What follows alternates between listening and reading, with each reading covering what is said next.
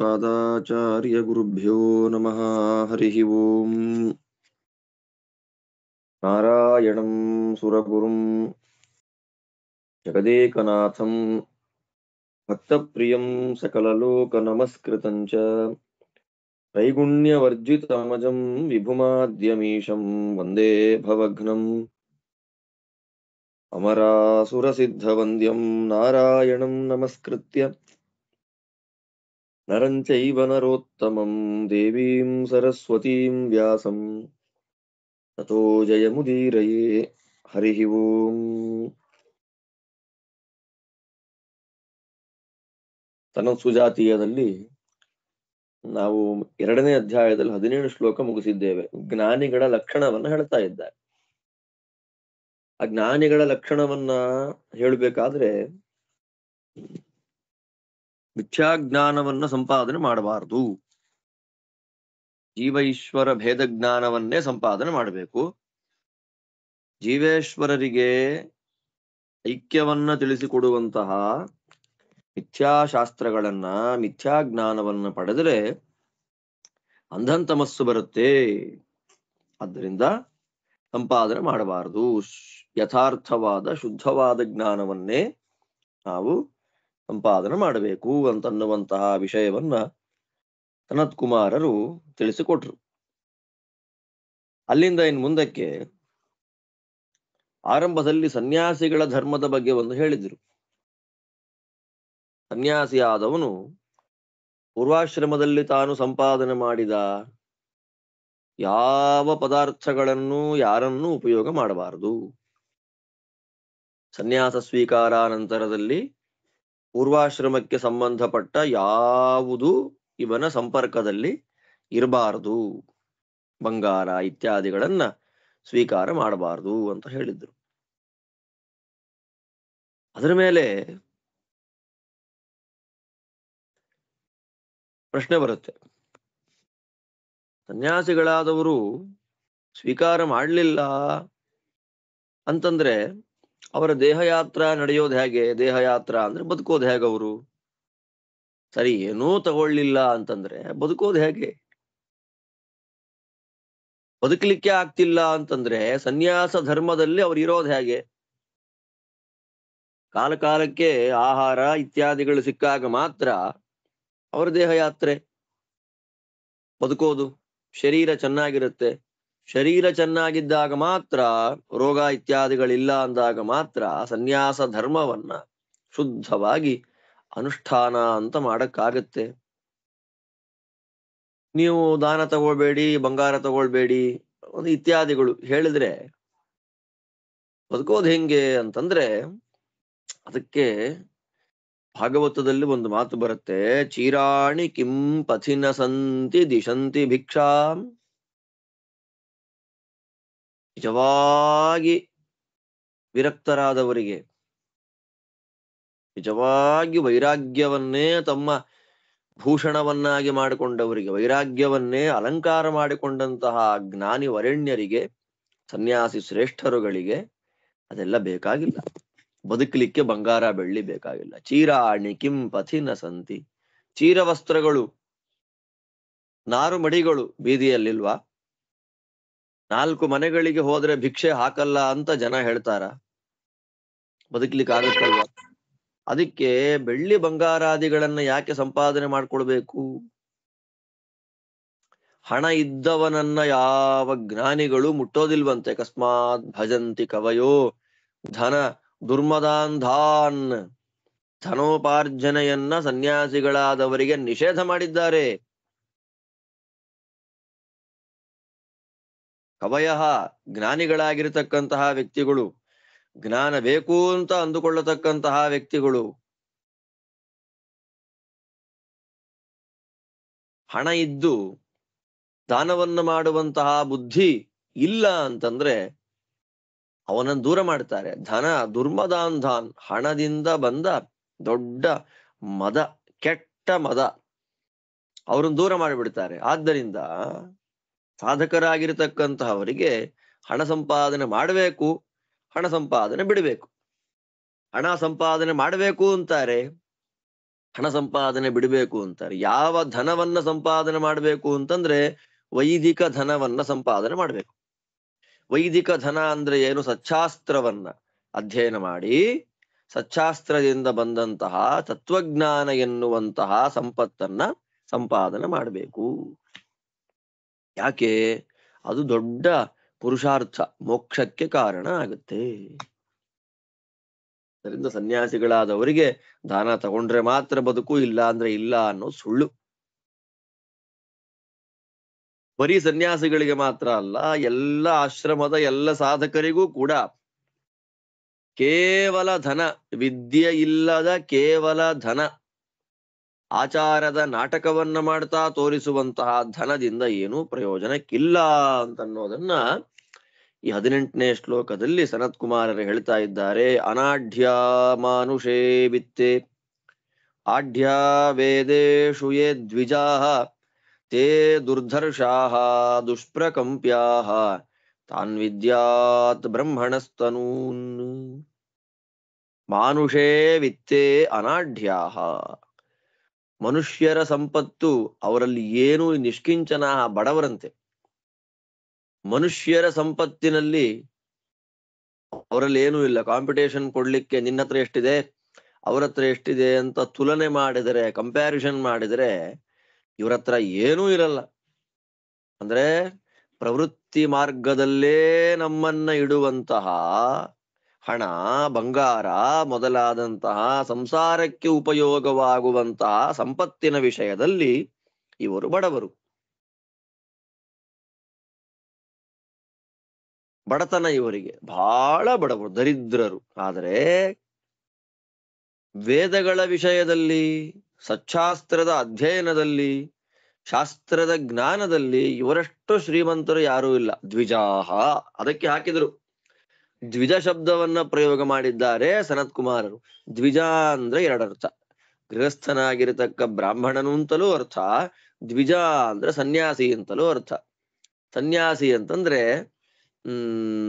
ಒಂದು ಜನ್ಮದಲ್ಲಿ ಬ್ರಹ್ಮಚರ್ಯ, ಗೃಹಸ್ಥ, ವಾನಪ್ರಸ್ಥ ಈ 3 ಆಶ್ರಮಗಳನ್ನ ಅನುಭವಿಸಿ ಬ್ರಹ್ಮಚಾರಿಯಾಗಿ ಶಾಸ್ತ್ರಗಳು ಬ್ರಹ್ಮಚರ್ಯಾಶ್ರಮದಲ್ಲಿ ಹೇಗೆ ಬದುಕಬೇಕು ಅಂತ ಪಾಠ ಮಾಡುತ್ತೆ, ಹಾಗೆ ಬದುಕೋದು. ಆಮೇಲೆ ಗೃಹಸ್ಥಾಶ್ರಮ ಸ್ವೀಕಾರ ಮಾಡಿ ಮದುವೆ ಮಾಡಿಕೊಂಡು ಗೃಹಸ್ಥಾಶ್ರಮ ಧರ್ಮ ಹೇಗೆ ಅಂತ ಶಾಸ್ತ್ರ ಹೇಳುತ್ತೆ, ಹಾಗೆ ಬದುಕೋದು. ಆಮೇಲೆ ಗೃಹಸ್ಥಾಶ್ರಮದಿಂದ ವಾನಪ್ರಸ್ಥಾಶ್ರಮಕ್ಕೆ ಬಂದು ಆ ವಾನಪ್ರಸ್ಥಾಶ್ರಮವನ್ನು ದಾಟಿ ಚತುರ್ಥಾಶ್ರಮ, 4ನೇ ಸನ್ಯಾಸಾಶ್ರಮ. ಸನ್ಯಾಸ ಸ್ವೀಕಾರ ಮಾಡಬೇಕಾದ್ರೆ ಇವರ ಗುರುಗಳು ಇವರಿಗೆ ಸನ್ಯಾಸವನ್ನ ಕೊಟ್ಟು ಹೆಸರನ್ನು ನಾಮಕರಣ ಮಾಡ್ತಾರೆ. ಇಂಥ ತೀರ್ಥರು ಅಂತ ನಾಮಕರಣ ಮಾಡ್ತಾರೆ. ನಾಮಕರಣ ಮಾಡುವಾಗ ಇವರನ್ನ ಕರಕಮಲ ಸಂಜಾತ, ಸ್ವೋತ್ತಮ ಪರಮಹಂಸ ಕರಕಮಲ ಸಂಜಾತ, ಈಗ ಹೊಸದಾಗಿ ಹುಟ್ಟಿದ, ಇವರ ಕರಕಮಲಗಳಿಂದ ಹುಟ್ಟಿದವರು, ವರಕುಮಾರ, ವರಪುತ್ರ, ಕರಕಮಲ ಸಂಜಾತ ಅಂದ್ರೆ 2ನೇ ಜನ್ಮ. ದ್ವಿಜಾಹ, ಬ್ರಹ್ಮಚರ್ಯ ವಾನಪ್ರಸ್ಥ ಸನ್ಯಾಸಾಶ್ರಮಗಳನ್ನ ದಾಟಿ, ಇದು ವಾನಪ್ರಸ್ಥ, ಬ್ರಹ್ಮಚರ್ಯ, ಗೃಹಸ್ಥ ಈ 3 ಆಶ್ರಮಗಳನ್ನ ದಾಟಿ ಸನ್ಯಾಸಾಶ್ರಮಕ್ಕೆ ಬರುವಾಗ 2ನೇ ಜನ್ಮ. ಆದ್ದರಿಂದ ಸನ್ಯಾಸಿಗಳನ್ನ ದ್ವಿಜರು ಅಂತ ಕರೀತಾರೆ. ಮತ್ತೆ ಇನ್ನೊಂದು, ಬ್ರಹ್ಮಚರ್ಯಾದಾಶ್ರಮದಲ್ಲೇ ಇರತಕ್ಕಂತಹ ದ್ವಿಜರು, ಉಪನಯನ ಮಾಡಿಕೊಂಡ್ರೆ ದ್ವಿಜರು ತಾನೇ ಎಲ್ಲ. ಅಂತಹ ಸಾತ್ವಿಕರು ಲೌಕಿಕವಾದ ಸಂಪತ್ತಿನಲ್ಲಿ ಬಡವರು, ಶಾಸ್ತ್ರದ ಸಂಪತ್ತಿನಲ್ಲಿ ತುಂಬಾ ಶ್ರೀಮಂತರು. ಹಾಗೆ ಯಾರಿರ್ತಾರೆ ಅವರು ದುರ್ದರ್ಶಾಹ ಅಂತಾರೆ, ಮಿಥ್ಯಾಜ್ಞಾನಿಗಳು ಅಥವಾ ದುಷ್ಟರು. ಅವರನ್ನ ಮುಟ್ಲಿಕ್ಕಾಗೋದಿಲ್ಲ, ದುರ್ಧರ್ಷಾಹ. ಅವ್ರ ಹತ್ರ ಹೋಗ್ಲಿಕ್ಕೆ ಆಗೋದು. ತತ್ವಜ್ಞಾನ ನಮ್ಮ ಹತ್ರ ಗಟ್ಟಿಯಾಗಿದೆ ಅಂತಂದ್ರೆ 2 ಬಲ ಅದರಲ್ಲಿ. ತತ್ವಜ್ಞಾನ, ಶಾಸ್ತ್ರಜ್ಞಾನ ನಮ್ಮಲ್ಲಿ ಚೆನ್ನಾಗಿದೆ ಅಂತಂದ್ರೆ ಬೇರೆಯವರು ನಮ್ಮನ್ನೇನು ಮಾಡ್ಲಿಕ್ಕೆ ಆಗೋದಿಲ್ಲ. ಅಂದ್ರೆ ಅವರ ಸಂಪತ್ತು ನಮ್ಮನ್ನ ಹೊಟ್ಟೆ ಉರಿಸೋದಿಲ್ಲ, ಮಾತ್ಸರ್ಯ ಇಲ್ಲ. ಮತ್ತಿನ್ನೊಂದು, ಮಿಥ್ಯಾಜ್ಞಾನ ನಮ್ಮ ಹತ್ರ ಬರೋದಿಲ್ಲ. 2. ಅದಕ್ಕೆ ಶಾಸ್ತ್ರಜ್ಞಾನವನ್ನ ಪಡೀಲಿಕ್ಕೆ ಪ್ರಯತ್ನ ಮಾಡಬೇಕು. 2ನೇದು ದುಷ್ಪ್ರಕಂಪ್ಯಾಹ. ನೋಡಪ್ಪ, ನೀನ್ ಸುಮ್ನೆ ಶಾಸ್ತ್ರಾಧ್ಯಯನ ಪಾಠ ಪ್ರವಚನ ಅದು ಧರ್ಮ ಮಾರ್ಗ ಅಂತ ಹೋಗ್ತಾ ಇದ್ದಿ, ನಿನಗೇನ್ ಸಂಪಾದನೆ ಆಗಿದೆ? ಶಾಸ್ತ್ರ ಹೇಳಿದ ಎಲ್ಲ ಆಚಾರಗಳನ್ನ ಬಿಟ್ಟು ಬ್ರಾಹ್ಮಣ ವೇಷ ಹಾಕೊಂಡು ಅವರು ಕೋಟ್ಯಾಂತರ ರೂಪಾಯಿ ಸಂಪಾದನೆ ಮಾಡಿದ್ದಾರೆ ನೋಡು ಅಂತ ಬೇರೆ ಅವನು ತೋರಿಸ್ತಾನೆ. ಅವನು ತೋರಿಸಿದಾಗ ಇವರ ಮನಸ್ಸಲ್ಲಿ ಆಸೆ ಹುಟ್ಟಲ್ಲ. ಅವ್ರು ಏನ್ ಬೇಕಾದ್ರೆ ಮಾಡ್ಲಿ, ನಾನು ಶಾಸ್ತ್ರೋಕ್ತವಾದ ಕರ್ಮಗಳನ್ನು ಮಾಡ್ತೇನೆ. ದುಷ್ಪ್ರಕಂಪ್ಯಾಹ, ಮಿಥ್ಯಾಜ್ಞಾನಿಗಳು ನಮ್ಮನ್ನೇನು ಮಾಡ್ಲಿಕ್ಕಾಗೋದಿಲ್ಲ. ಹಣ ಸಂಪಾದನೆ ಮಾಡಿದ ಶ್ರೀಮಂತರನ್ನು ನೋಡಿದ್ರೂ ನಾವು ದಾರಿ ಬಿಟ್ಟು ಕೆಟ್ಟ ದಾರಿಗೆ ಹೋಗ್ಲಿಕ್ಕೆ ಮನಸ್ಸು ಬರೋದಿಲ್ಲ. ಆದ್ದರಿಂದ ಶಾಸ್ತ್ರಜ್ಞಾನವನ್ನ ಸಂಪಾದನೆ ಮಾಡಬೇಕಾದ ಅವಶ್ಯ ಕರ್ತವ್ಯ. ಹೀಗೆ ಯಾರಿರ್ತಾರೆ ಅವರನ್ನ ಸ್ವೋತ್ತಮರು ಅಂತ ಕರೀತಾರೆ. ಅಂತಹ ಸ್ವೋತ್ತಮರು ಭಗವಂತನ ಪ್ರತಿಮೆಗಳು. ತಾನ್ ವಿದ್ಯಾತ್ ಬ್ರಹ್ಮಣಸ್ತನೂನಂತಾರೆ. ಬ್ರಹ್ಮಣ ಪರಬ್ರಹ್ಮಣ ನಾರಾಯಣಸ್ಯ ಪ್ರತಿಮಾಸ್ಥಾನೀಯಾನ್ ವಿದ್ಯಾತ್. ಭಗವಂತನ ಚಲ ಪ್ರತಿಮೆಗಳವರೆಲ್ಲ.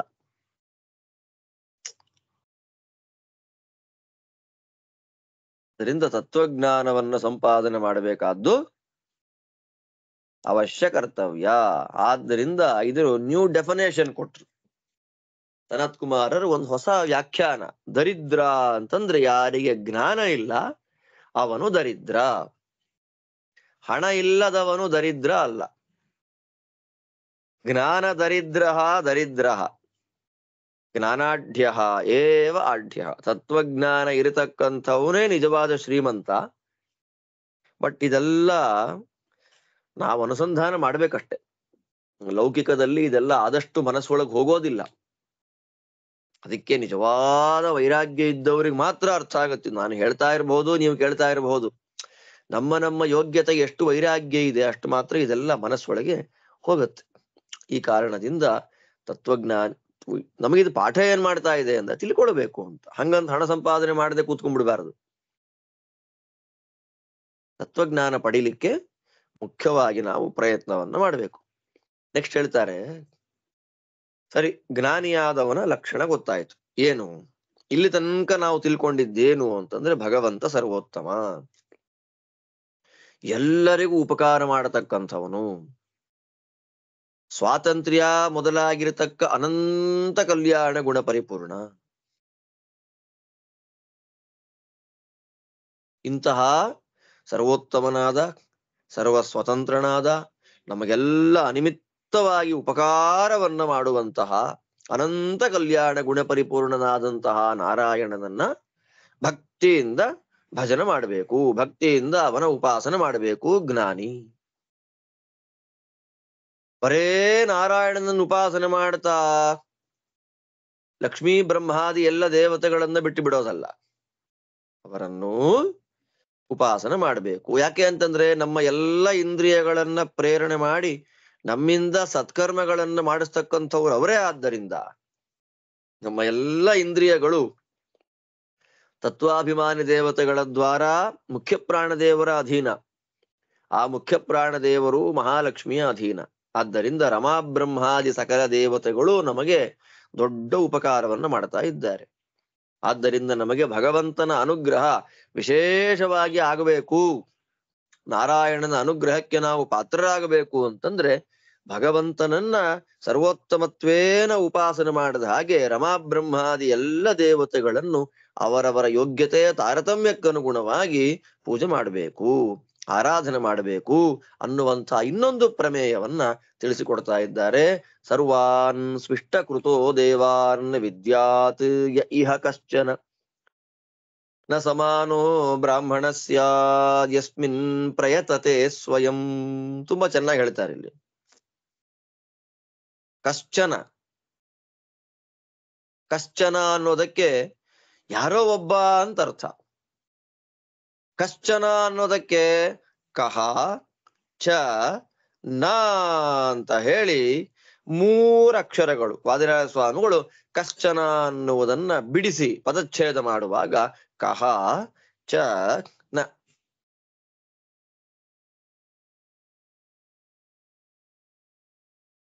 ಜ್ಞಾನಿ ಯಾರಿದ್ದಾನೆ? ಆ ಜ್ಞಾನಿಯಾಗಿರತಕ್ಕಂತಹ ವ್ಯಕ್ತಿ ಎಲ್ಲ ದೇವತೆಗಳು ನನ್ನ ಶರೀರದಲ್ಲೇ ಇದ್ದಾರೆ, ತತ್ವಾಭಿಮಾನಿಗಳಾಗಿರತಕ್ಕ ದೇವತೆಗಳು ನನ್ನ ಶರೀರದಲ್ಲಿದ್ದು ಸ್ವಿಷ್ಟಕೃತ, ನನಗೆ ಬಹಳ ಇಷ್ಟವನ್ನು ಮಾಡ್ತಾ ಇದ್ದಾರೆ. ನನಗೆ ಶಾಸ್ತ್ರ ಪಾಠ ಮಾಡಬೇಕು ಅಂತ ಇಷ್ಟ. ತತ್ವದೇವತೆಗಳು ಬೇಡ ನೀನ್ ಮಲ್ಕೋ ಇವತ್ತು ಅಂತ ನಂಗೆ ಪ್ರೇರಣೆ ಮಾಡಿಬಿಟ್ರೆ ಏನ್ ಪಾಠ ಮಾಡ್ತೀನಿ ಅಲ್ವಾ? 3:50 ತನಕ ಪಾಠ ಮಾಡ್ಬೇಕು ಅಂತ ಆಲೋಚನೆ, 3:55 4 ಗಂಟೆ ಬರ್ತಿದ್ದಂಗೆ ಇವತ್ತು ಪಾಠ ಬೇಡ ಅಂತ ಮೆಸೇಜ್ ಮಾಡು ಅಂತ ನಂಗೆ ಪ್ರೇರಣೆ ಮಾಡಿಬಿಟ್ರೆ ದೇವತೆಗಳು ಅಲ್ವಾ? ಆಮೇಲೆ 4:15 ಆದ್ಮೇಲೆ ಏನು ಕೆಲಸ ಇದ್ದೇ ಇದ್ದಾಗ ಅಥವಾ ಕೆಲಸ ಮುಗಿದ ಅಯ್ಯೋ ಪಾಠ ಮಾಡ್ಬೋದಾಗಿತ್ತಲ್ಲ ಇವತ್ತು ಅಂತ ಪ್ರೇರಣೆ ಮಾಡಿಬಿಟ್ರೆ ಎಷ್ಟ್ ಕಷ್ಟ ಇದೆ ನೋಡಿ. ನೀವು ಪಾಠ ಕೇಳ್ಬೇಕು ಅಂತ ರೆಡಿ ಆಗಿರ್ತೀರಿ, ಏನೋ ಕಾಲ್ ಬಂತು, ಇನ್ನೇನೋ ಸಮಸ್ಯೆ ಆಯ್ತು, ಅಯ್ಯೋ ಇಲ್ವಲ್ಲ. ಅಂದ್ರೆ ಪಾಠ ಹೇಳಲಿಕ್ಕೆ, ಪಾಠ ಕೇಳಲಿಕ್ಕೆ, ಪೂಜೆ ಮಾಡ್ಲಿಕ್ಕೆ, ಪಾರಾಯಣ ಮಾಡ್ಲಿಕ್ಕೆ, ತೀರ್ಥಕ್ಷೇತ್ರಗಳ ಯಾತ್ರೆಯನ್ನ ಮಾಡ್ಲಿಕ್ಕೆ, ತೀರ್ಥಗಳಲ್ಲಿ ಸ್ನಾನ ಮಾಡ್ಲಿಕ್ಕೆ, ದಾನ ಕೊಡ್ಲಿಕ್ಕೆ, ಓದಲಿಕ್ಕೆ, ಬರೀಲಿಕ್ಕೆ, ಓಡಾಡ್ಲಿಕ್ಕೆ, ಎಲ್ಲಕ್ಕೂ ದೇವರ ಅಧೀನರಾದಂತಹ ತತ್ವದೇವತೆಗಳ ಅನುಗ್ರಹ ಬೇಕು. ಆದ್ದರಿಂದ ಇವತ್ತು ನಮ್ಮಿಂದ ಕ್ಲೀನ್ ಆಗಿ ಪಾಠ ಪ್ರವಚನ, ಸ್ನಾನ, ದಾನ, ಜಪ, ಪಾರಾಯಣ, ಪೂಜೆ ಎಲ್ಲ ಆಯ್ತು ಅಂತಂದ್ರೆ ನಮ್ಮ ಇಷ್ಟವನ್ನ ಪೂರ್ಣ ಮಾಡಿದ್ರು ತತ್ವಾಭಿಮಾನಿ ದೇವತೆಗಳು ಅಂತ ಅರ್ಥ. ಆದ್ದರಿಂದ ಅವರನ್ನ ತಿಳ್ಕೊಳ್ಬೇಕು. ಹಾಗೆ ತಿಳ್ಕೊಂಡ್ಬಿಟ್ರೆ ಅವನು ಸಮಾನ. ಸಮಾನ ಅಂತಂದ್ರೆ ಜ್ಞಾನಿ. ಸಮಾನ ಅಂದ್ರೆ ಮಾನೇನ ಸಹಿತ. ಮಾನ ಅಂದ್ರೆ ಜ್ಞಾನ. ಜ್ಞಾನದಿಂದ ಕೂಡಿ ತತ್ವಾಭಿಮಾನಿ ದೇವತೆಗಳು ನನ್ನಲ್ಲಿದ್ದು ಮುಖ್ಯ ಪ್ರಾಣ ದೇವರ, ಲಕ್ಷ್ಮೀದೇವಿಯ, ಭಗವಂತನ ಪ್ರೇರಣೆಯಂತೆ ನನ್ನಿಂದ ಇವತ್ತು ಈ ಒಳ್ಳೆ ಕೆಲಸವನ್ನ ಮಾಡಿಸ್ತಾ ಇದ್ದಾರೆ ಅಂತ ಚಿಂತನೆ ಮಾಡಿಬಿಟ್ರೆ ಅವನು ಜ್ಞಾನಿ. ಸುಮ್ಮನೆ ಓದ್ತಾ ಕೂತ್ಕೊಳ್ಳೋದಲ್ಲ. ನತು ತೂಷ್ಣೀಂ ಶಾಸ್ತ್ರಾಧ್ಯಯನವಾನ್, ಸುಮ್ಮನೆ ಪುಸ್ತಕ ಹಿಡ್ಕೊಂಡು ಓದ್ತಾ ಇರ್ತಾನಲ್ಲ ಅವನು ಜ್ಞಾನಿ ಅಲ್ವಂತೆ. ವಾದಿರಾಜರಂತಾರೆ, ರಮಾದೇವಿಯೇ ಮೊದಲಾದ ಸಮಸ್ತ ತತ್ವ ದೇವತೆಗಳಲ್ಲಿ ತಾರತಮ್ಯವನ್ನ ತಿಳ್ಕೊಂಡು ನನಗವರು ಮಹಾ ಉಪಕಾರವನ್ನು ಮಾಡ್ತಾ ಇದ್ದಾರೆ, ನನ್ನಿಂದ ಆಗುವ ಎಲ್ಲ ಸಾಧನೆಗಳನ್ನೂ ಮಾಡಿಸ್ತಾ ಇರ್ತಕ್ಕಂಥವರು ಮಹಾನುಭಾವರಾದ ಆ ರಮಾ ಬ್ರಹ್ಮಾದಿ ಸಕಲ ತತ್ವ ದೇವತೆಗಳು. ಅವರಂತರ್ಯಾಮಿಯಾಗಿ ನಾರಾಯಣ ಅಂತೂ ಇದ್ದೇ ಇದ್ದಾನೆ.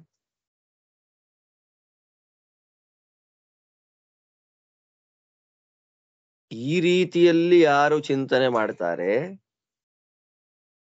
ಈ ರೀತಿಯಲ್ಲಿ ಯಾರು ಅನುಸಂಧಾನವನ್ನ ಮಾಡ್ತಾರೆ, ಅವರು ಜ್ಞಾನಿಗಳು, ಬೇರೆಯವರಲ್ಲ. ಇನ್ನೊಬ್ಬ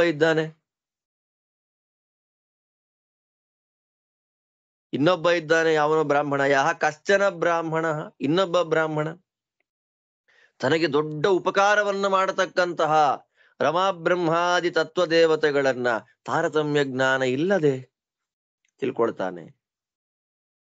ತಾರತಮ್ಯ ಜ್ಞಾನ ಇಲ್ಲ ಅವನಿಗೆ. ತತ್ತದ್ದೇವತಾ ತಾರತಮ್ಯ ಜ್ಞಾನ ಸಂಪನ್ನ ಅಲ್ಲ ಅವನು. ಯಾವ ದೇವತೆಗಳ ಕಕ್ಷಾ ಎಷ್ಟು, ಯೋಗ್ಯತಾ ಎಷ್ಟು, ತಾರತಮ್ಯದಲ್ಲಿ ಎಲ್ಲಿದ್ದಾರೆ, ಅವರ ಮಹಿಮೆಗಳೇನು ಅನ್ನೋದನ್ನು ತಿಳ್ಕೊಂಡೇ ಇಲ್ಲ ಅವನು. ಅವನು ಹ್ಯಾಕ್ ಜ್ಞಾನಿ ಆಗ್ತಾನೆ? ತಾರತಮ್ಯ ಜ್ಞಾನವನ್ನ ತಿಳಿದುಕೊಂಡವನು ಜ್ಞಾನಿ.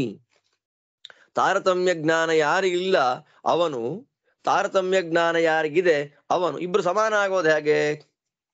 ನ ಸಮಾನ.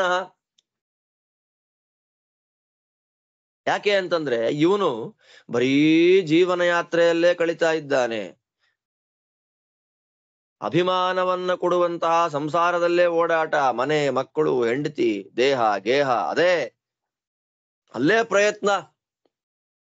ಅವನದೆಲ್ಲ ಬಿಟ್ಟು ಭಗವಂತನನ್ನ, ರಮಾ ಬ್ರಹ್ಮಾದಿ ದೇವತೆಗಳನ್ನು ತಿಳ್ಕೊಳ್ಳೋ ದಾರಿಯಲ್ಲಿ ಇರುವವನಿಗೂ, ಅದೆಲ್ಲವನ್ನ ಬಿಟ್ಟು ಸಂಸಾರದಲ್ಲೇ ಇರುವಂತವನಿಗೂ ಸಮಾನತೆ ಹೇಗೆ ಬರುತ್ತೆ? ಅವನು ನೀಚ.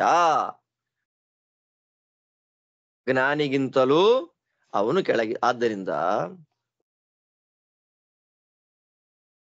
ಅಭಿಮಾನಿಕವಾದ, ಅಭಿಮಾನವನ್ನ ಜಾಸ್ತಿ ಮಾಡುವಂತಹ ಸಂಸಾರದಲ್ಲಿ ಆಸಕ್ತಿಯನ್ನ ಇಟ್ಟುಕೊಂಡವನು ಸಂಸಾರದಿಂದ ವಿಮುಕ್ತನಾದ, ಅಭಿಮಾನವೇ ಇಲ್ಲದ ಅಪರೋಕ್ಷ ಜ್ಞಾನಿಗೆ ಸಮಾನನಾದವನು ಹೇಗಾಗ್ತಾನೆ? ಆದ್ದರಿಂದ ನಾವೇನ್ ಮಾಡ್ಬೇಕು? ಅಪರೋಕ್ಷ ಜ್ಞಾನದ ಲೆವೆಲ್ಗೆ ನಾವು ರೀಚ್ ಆಗ್ಬೇಕಾದ್ರೆ ನಿಧಾನವಾಗಿ ಸಂಸಾರದಲ್ಲಿ ಅಭಿಮಾನವನ್ನ ಬಿಡಬೇಕು. ಅಭಿಮಾನ ಬಿಡೋದು ಅಂದ್ರೆ ಏನು? ಇದು ನನ್ನ ಹತ್ತಿರ ಶಾಶ್ವತವಾಗಿ ಇರೋದಿಲ್ಲ. ಹಂಗಂತ ಯಾರನ್ನೂ ಮಾತಾಡ್ಸಲ್ಲ. ಮನೆಯಲ್ಲಿ ಒಳ್ಳೆಯ ಆಭರಣಗಳಿರುತ್ತೆ, ಬಳೆ ಇರುತ್ತೆ, ಸರ ಇರುತ್ತೆ, ಓಲೆ ಇರುತ್ತೆ, ಉಂಗುರ ಇರುತ್ತೆ. ಇದೊಂದು ಓವರ್ ಆಗಿ ತಗೊಂಡ್ಬಿಡ್ತಾರೆ ಕೆಲವರೆಲ್ಲ. ಅಭಿಮಾನ ಬಿಡೋದು ಅಂತಂದ್ರೆ ಬಂಗಾರವನ್ನ ಹಾಕೊಳ್ಳದೆ ಕೂತ್ಕೊಳ್ಳೋದು ಅಂತಲ್ಲ, ಒಳ್ಳೆ ಬಟ್ಟೆಯನ್ನ ಉಡದೆ ಕೂತ್ಕೊಳ್ಳೋದು ಅಂತಲ್ಲ. ಇರುವುದು ಅಶಾಶ್ವತ ಅನ್ನುವ ಭಾವನೆಯಿಂದ, ಭಗವಂತನ ಪ್ರಸಾದ ಅನ್ನುವಂತಹ ಭಾವನೆಯ ಅನುಸಂಧಾನದಿಂದ ಧಾರಣೆ ಮಾಡಬೇಕು. ಗೂಬೆ ತರ ಇದ್ರೆ, ಕೋತಿ ತರ ಇದ್ರೆ ಅಲ್ವಾ? ಕೊಟ್ಟಾಗ ಭಗವಂತ ಧಾರಣೆ ಮಾಡದೆ ಇನ್ಯಾವಾಗ್ರಿ ಮಾಡೋದು? ಎಲ್ಲ ಕಿತ್ಕೊಂಡ್ಮೇಲೆ ದೇವ್ರು ಅಯ್ಯೋ ನನ್ನ ಹತ್ರ ಇತ್ತು ಇಲ್ಲ, ಇರುವಾಗ ಅಲಂಕಾರ ಮಾಡ್ಕೊಳ್ಳೇಬೇಕು. ಗಂಡಾಗ್ಲಿ ಹೆಣ್ಣಾಗ್ಲಿ ದೇವರು ಕೊಟ್ಟ ಪ್ರಸಾದ ಒಳ್ಳೆ ವಸ್ತ್ರ ಉಡ್ಬೇಕು. ಯಾರದೋ ಅಟೆನ್ಷನ್ ಸೀಕ್ ಮಾಡ್ಲಿಕ್ಕಲ್ಲ. ಮನೆ ದೇಹ ಅನ್ನೋದು ದೇವರ ಮನೆ. ದೇವರ ಮನೆ ನಾವು ಕೊಳೆ ಆಗ್ಬಿಡ್ತೀವ?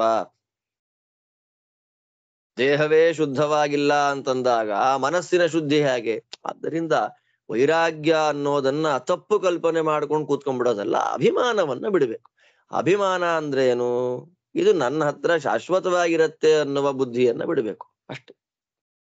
ಆದ್ದರಿಂದ ಅಪರೋಕ್ಷ ಜ್ಞಾನ ಪಡಿಲಿಕ್ಕೆ ಇರುವ ಪ್ರಧಾನವಾದ ಸಾಧನೆ ಯಾವುದು? ಅಭಿಮಾನವನ್ನ ನಿಧಾನವಾಗಿ ಬಿಡುವಂಥದ್ದು. ಈ ದೃಷ್ಟಿಯಲ್ಲಿ ಎಲ್ರಿಗೂ ಅಯ್ಯೋ ನನಗ ಹಾಗಿಲ್ವಲ್ಲ ಅಂತ ನಾವು ಕೊರಗೋ ಹಾಗಿಲ್ಲ. ಇದೆಲ್ಲ ಕೇಳಿದ ಮಾತ್ರಕ್ಕೆ ವೈರಾಗ್ಯ ಬರಬೇಕು ಅನ್ನೋ ನಿಯಮ ಇಲ್ಲ. ನಾನು ಹೇಳಿದ ಮಾತ್ರಕ್ಕೆ ನನ್ನಲ್ಲಿ ವೈರಾಗ್ಯ ಇದೆ ಇರಬೇಕು ಅನ್ನುವಂತಹ ನಿಯಮನೂ ಇಲ್ಲ. ಯಾವ ಜನ್ಮಕ್ಕೆ ಸಾಧನೆ ನಿರಂತರ, ಕೋಟಿ ಕೋಟಿ ಜನ್ಮಗಳಲ್ಲಿ ಕಂಟಿನ್ಯೂಸ್ ಆಗಿ ಮಾಡುವಂತದ್ದನ್ನ ಸಾಧನೆ ಅಂತ ಕರೆಯೋದು ನಾವು. ಯಾವಾಗ ಯಾವ ಜನ್ಮದಲ್ಲಿ ನಮಗೆ ಭಗವಂತ ಅನುಗ್ರಹ ಮಾಡಿ ತನ್ನ ಹತ್ರ ತನ್ನ ಜ್ಞಾನವನ್ನ ಗುರುಗಳ ಮೂಲಕ ಕೊಡಿಸ್ತಾನೆ ಗೊತ್ತಿಲ್ಲ. ಆದ್ರೆ ನಾವಂತೂ ಭಗವಂತನ ಲಿಸ್ಟಲ್ಲಿ ಇದ್ದೇವೆ, ಅದಂತೂ ಡೌಟ್ ಇಲ್ಲ. ನಾವು ಭಗವಂತನ ಶಾರ್ಟ್ ಲಿಸ್ಟ್ ಅಲ್ಲಿ, ಮೋಕ್ಷಕ್ಕೆ ಹೋಗುವವರ ಶಾರ್ಟ್ ಲಿಸ್ಟ್ ಅಲ್ಲಿ ನಾವಿದ್ದೇವೆ. ಕಾರಣ ಎಲ್ಲ ತತ್ವದ ಶ್ರವಣ ನಮಗಾಗ್ತಾ ಇದೆ. ಅದು ಸುಲಭ ಅಲ್ಲ. ಮೂಲ ಗ್ರಂಥಗಳ ಶ್ರವಣ ಅಷ್ಟು ಸುಲಭ ಅಲ್ಲ. ಯಾಕೆ ಅಂತಂದ್ರೆ ಮೂಲ ಗ್ರಂಥಗಳ ಅನುವಾದಿತ ಗ್ರಂಥಗಳಲ್ಲೇ ಕಾಯೋ ನಮಗ್ ಸಾಕಪ್ಪ, ಇಷ್ಟು ನಮಗೆ ಯಾಕ್ರಿ ಅದೆಲ್ಲ ಈ ಸಂಸಾರದ ಗೊಡವೆ, ಸಾಕು ಬೇಡ ಬೇಡ ಅನ್ನುವವರ ಮುಂದೆ ನಮ್ಮನ್ನ ಮೂಲ ಗ್ರಂಥ ಶ್ರವಣಕ್ಕೆ ಹಚ್ಚಿದ್ದಾನೆ ಭಗವಂತ ಅಂತಂದ್ರೆ ಎಷ್ಟು ದೊಡ್ಡ ಭಾಗ್ಯಶಾಲಿಗಳು ನಾವು ಅಂತ ಊಹೆ ಮಾಡ್ಬೇಕಾಗತ್ತೆ. ಆದ್ದರಿಂದ ಇದೆಲ್ಲ ತತ್ವಗಳನ್ನ ಕೇಳಿ ನಮ್ಮನ್ನ ನಾವು ಎಲ್ಲಿದ್ದೇವೆ ಅಂತ ನಾವು ಮಾಡ್ಕೊಳ್ಳೋ ಹಾಗೆ ಇಲ್ಲ. ವೇರ್ ಆರ್ ವಿ, ನಾವೆಲ್ಲಿದ್ದೇವೆ ಈ ಲಿಸ್ಟಲ್ಲಿ ಅಂತ. ನಾವಿಲ್ಲಿ ಲಿಸ್ಟಲ್ಲೇ ಇಲ್ಲ ಆಕ್ಚುಯಲ್ ಆಗಿ. ಆದ್ರಿಂದ ನಮ್ಮನ್ನ ಇದರಲ್ಲಿ ಕಂಪೇರ್ ಮಾಡ್ಕೊಂಡು ಅಯ್ಯೋ ನಾನೇನು ಇಲ್ವಲ್ಲ ಅಂತ ಇನ್ಫೀರಿಯಾರಿಟಿ ಕಾಂಪ್ಲೆಕ್ಸ್ ತಗೊಂಡ್ ಕೂತ್ಕೊಂಡ್ಬಿಡೋದಲ್ಲ. ಆದ್ದರಿಂದ ಸಾಧನೆಯಲ್ಲಿ ನಮ್ಮನ್ನ ದಾರಿಲಿ ಕರ್ಕೊಂಡು ಹೋಗು ಭಗವಂತ ಅಂತ ಸ್ವಾಮಿಯಲ್ಲಿ ಪ್ರಾರ್ಥನೆ ಮಾಡೋದೊಂದೇ ನಮಗೆ ಉಳಿದಿರತಕ್ಕಂತಹ ಮಾರ್ಗ. ಗೊತ್ತಾಯ್ತು. ಈಗ ಅಲ್ಲಿಂದ ಇನ್ನು ಮುಂದೆ ಹೇಳ್ತಾರೆ, ಆ ಅಪರೋಕ್ಷ ಜ್ಞಾನಿಯ ವೈಭವ ಏನು? ಸಾಮಾನ್ಯ ಲಕ್ಷಣ ಹೇಳಿದ್ರು. ಅವನಿಗೆ ಮಾನಾಪಮಾನ ಇಲ್ಲ. ಅವನಿಗೆ ಸನ್ಮಾನ ಮಾಡಿದ್ರು ಸಂತೋಷ ಇಲ್ಲ, ಅಪಮಾನ ಮಾಡಿದ್ರು ದುಃಖ ಇಲ್ಲ, ದೇಹದ ಮೇಲೆ ಅಭಿಮಾನ ಇಲ್ಲ. ಅಸಂಪ್ರಜ್ಞಾತವಾದ ಸಮಾಧಿಯಲ್ಲಿ ಭಗವಂತನ ದರ್ಶನವನ್ನ ಮಾಡಿ ಅಪರೋಕ್ಷ ಸುಖದ ಅನುಭವದ ತುತ್ತ ತುದಿಯಲ್ಲಿ ನಿಂತಿದ್ದಾನೆ ಜ್ಞಾನಿ. ಯಾವ ಗೊಡವೆಯೂ ಇಲ್ಲದೆ ಇರ್ತಾನೆ ಜ್ಞಾನಿ ಅಂತನ್ನೋದನ್ನ ಸಾಮಾನ್ಯವಾಗಿ ಹೇಳಿದ್ರು ಇಲ್ಲಿ ತನಕ. ಈ ಶ್ಲೋಕದಲ್ಲಿ ಆ ಅಪರೋಕ್ಷ ಜ್ಞಾನಿಯ ವಿಶೇಷವಾದಂತಹ ಲಕ್ಷಣವನ್ನ 20ನೇ ಶ್ಲೋಕದಲ್ಲಿ ತುಂಬಾ ಚೆನ್ನಾಗಿ ತಿಳಿಸಿಕೊಡ್ತಾರೆ ವೇದವ್ಯಾಸ ದೇವರು. ಯಮ ಪ್ರಯತಮಾನಂತೂ ಮಾನಯಂತಿ ಸಮಾನಿತಾ ಸಮಾನ್ಯಮಾನೋ ಮನ್ಯೇತ ನಾವಮಾನೇನು ಸಂಜ್ವರೇ. ಚೆನ್ನಾಗಿದೆ.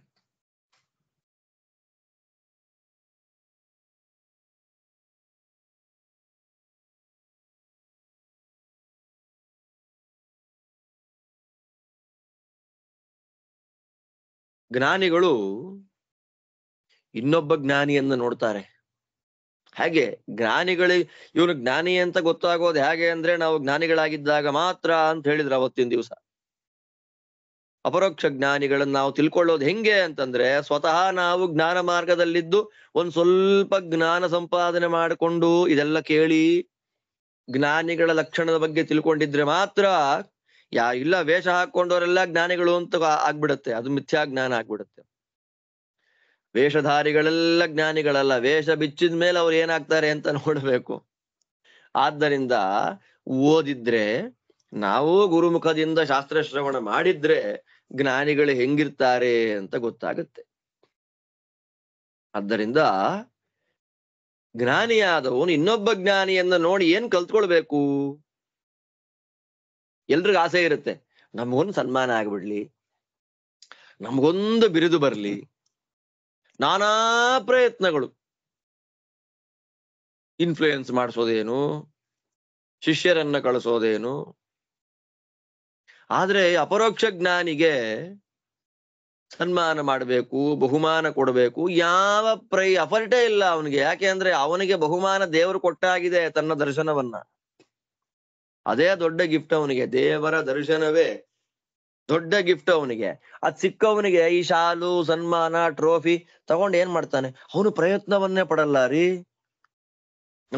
ಆ ಬಿರುದು ನಂಗೆ ಬರ್ಲಿ, ಆ ಇನ್ಸ್ಟಿಟ್ಯೂಷನ್ ಇಂದ ನಂಗೊಂದು ಸನ್ಮಾನ ಆಗ್ಬಿಡ್ಲಿ, ಪ್ರಯತ್ನನೇ ಪಡಲ್ಲ. ಅವನನ್ನ ನೋಡಿ ಜ್ಞಾನಿಯಾಗಿರ್ತಕ್ಕಂತ ವ್ಯಕ್ತಿ ಏನ್ ಮಾಡ್ಬೇಕು ಅಂತಂದ್ರೆ ಅಹಂಕಾರವನ್ನ ಬಿಡಬೇಕು.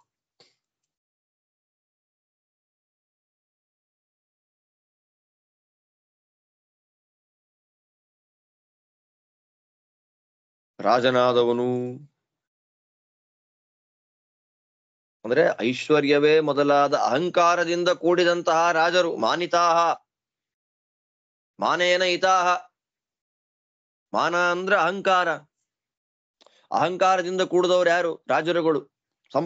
ಸಂಪತ್ತೆನ್ನುವ ಕಾರಣದಿಂದ ದೊಡ್ಡ ಅಹಂಕಾರ ಅವರಿಗೆ, ಪ್ರಭುತ್ವ ಶಕ್ತಿ. ನಾನು ಹೇಳಿದ್ದೆಲ್ಲ ಕೇಳ್ತಾರೆ, ನನ್ನ ಮಾತು ನಡೆಯತ್ತೆ ಅನ್ನುವಂತಹ ಅಹಂಕಾರದಿಂದ ಕೂಡಿದ ಶ್ರೀಮಂತರು, ರಾಜರುಗಳು ನಮಸ್ಕಾರ ಮಾಡ್ತಾರೆ. ಅವ್ರು ನಮಸ್ಕಾರ ಮಾಡಿಬಿಟ್ರೆ ಎಂಥ ಗೌರವ ಬರುತ್ತೆ. ಇದು ಯಾವುದೂ ಇಲ್ಲ ಅವನಿಗೆ.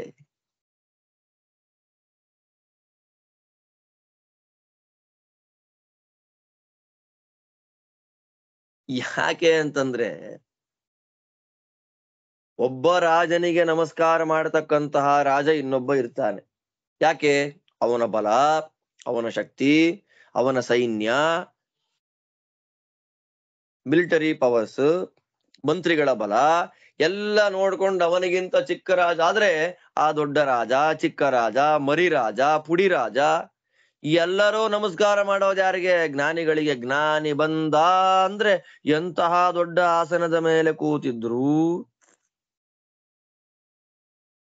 ಎದ್ದು ನಿಂತು ನಮಸ್ಕಾರ ಮಾಡ್ತಾರೆ ಜ್ಞಾನಿಗಳಿಗೆ. ಆದ್ದರಿಂದ ಜ್ಞಾನವೇ ಪ್ರಧಾನ ಹೊರತು ಐಶ್ವರ್ಯ ಅಲ್ಲ ಅಂತ ತಿಳ್ಕೊಳ್ಬೇಕು.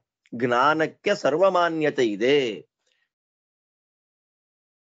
ಜ್ಞಾನಿ ರಾಜ ಅವನ ಊರಲ್ಲಿ ಮಾತ್ರ ಅವನಿಗೆ ಸನ್ಮಾನ, ಜ್ಞಾನಿಯಾದವನಿಗೆ ಊರಲ್ಲೆಲ್ಲ ಸನ್ಮಾನ. ಯಾವ ಊರಿಗೆ ಹೋಗ್ಲಿ ಅಲ್ಲಿ ಮರ್ಯಾದೆ. ಜ್ಞಾನ ಇರ್ಬೇಕಷ್ಟೆ. ಇದು ಒಂದರ್ಥ. ಇನ್ನೊಂದು ಹೇಳ್ತಾರೆ ವಾದಿರಾಜರು, ಆ ಜ್ಞಾನಿಯನ್ನ ನೋಡಿ ಜ್ಞಾನದ ಮಾರ್ಗದಲ್ಲಿ ಇರುವಂತಹ ವ್ಯಕ್ತಿ ಏನ್ ತಿಳ್ಕೊಳ್ಬೇಕು ಅಂತಂದ್ರೆ, ನೋಡಪ್ಪ ಅವನು ಜ್ಞಾನಿ, ಎಷ್ಟು ಜನ ನಮಸ್ಕಾರ ಮಾಡಿ ಸನ್ಮಾನ ಮಾಡಿದ್ರು ಕೂಡ ಅದನ್ನ ತಲೆಗೆ ಹಾಕೊಳ್ತಾನೆ ಇಲ್ವಲ್ಲ ಅವನು. ಆದ್ದರಿಂದ ಅವನನ್ನ ನೋಡಿ ನಾನು ದೇಹಾಭಿಮಾನ ಶೂನ್ಯವಾಗಬೇಕು, ನನಗೂ ಆಗಬಾರದು, ಸನ್ಮಾನ ಮಾಡಿಸ್ಕೊಳ್ಬೇಕು ಅನ್ನೋ ಆಸೆ ಬರಬಾರದು, ಅವಮಾನ ಆದ್ರೆ ದುಃಖ ಆಗಬಾರದು. ತಾತ್ಪರ್ಯ ಏನು? ಶಾಸ್ತ್ರಾಧ್ಯಯನ ಮಾಡಿದ ವ್ಯಕ್ತಿ, ಜ್ಞಾನಿಗಳ ಲಕ್ಷಣ ಹೇಗಿರುತ್ತೆ ಅಂತ ತಿಳ್ಕೊಂಡಂತಹ ವ್ಯಕ್ತಿ ನಾವುಗಳು ಯಾರಾದ್ರೂ ಈ ಲಕ್ಷಣಗಳಿಂದ ಕೂಡಿದಂತಹ ಜ್ಞಾನಿಗಳನ್ನ ನೋಡಿಬಿಟ್ರೆ ಅವರ ವ್ಯಾಪಾರ ನೋಡಿ ನಾನು ಅವರಂತೆ ಆಗ್ಬೇಕು. ಸನ್ಮಾನ ಆದ್ರೆ ಸಂತೋಷ, ಇಲ್ಲ ಅಂದ್ರೆ ದುಃಖ, ಬೇರೆಯವ್ರಿಗೆ ಸನ್ಮಾನ ಆಗ್ಬಿಟ್ರೆ ಹೊಟ್ಟೆ ಉರಿ, ಅದೆಲ್ಲವನ್ನ ಪಡೆಯದೆ ಸಂತುಷ್ಟನಾಗಿರ್ಬೇಕು. ಇದು ಪಾಠ ನೋಡಿ. ಅಪರೋಕ್ಷ ಜ್ಞಾನಿಗಳ ಲಕ್ಷಣವನ್ನ ವಿಶೇಷವಾಗಿ ಹೇಳಿ ನಾವು ಹೇಗಿರ್ಬೇಕು ಅನ್ನೋದನ್ನ ಪಾಠ ಮಾಡ್ತಾರೆ.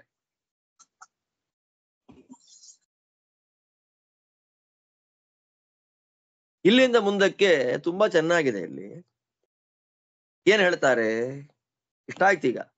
ಈಗ ಒಟ್ಟು ಏನಾಯ್ತು, ಮಾನಾಪಮಾನ ಶೂನ್ಯ ಜ್ಞಾನಿ. ಸನ್ಮಾನ ಮಾಡ್ರೆ ಸಂತೋಷ ಇಲ್ಲ, ಅಪಮಾನ ಮಾಡಿದ್ದು ಆದ್ರಿಂದ ದ್ವಂದ್ವ ಸಹಿಷ್ಣು ಅಂತ ಆಯ್ತು. ಟೆನ್ಷನ್ನೇ ಇಲ್ಲ ಅವನಿಗೆ. ಶೀತ ಉಷ್ಣ ಸುಖ ದುಃಖ ಮಾನ ಅಪಮಾನ ಯಾವುದರ ಟೆನ್ಷನ್ನು ಅವನಿಗಿಲ್ಲ. ಅಪರೋಕ್ಷ ಜ್ಞಾನಿಯಾದವನ ಮುಖ್ಯವಾದಂತಹ ಧರ್ಮ, ಮುಖ್ಯವಾದ ಗುಣ ಅದು ಯಾವುದು ಅಂತಂದ್ರೆ ದ್ವಂದ್ವ ಸಹಿಷ್ಣುತ.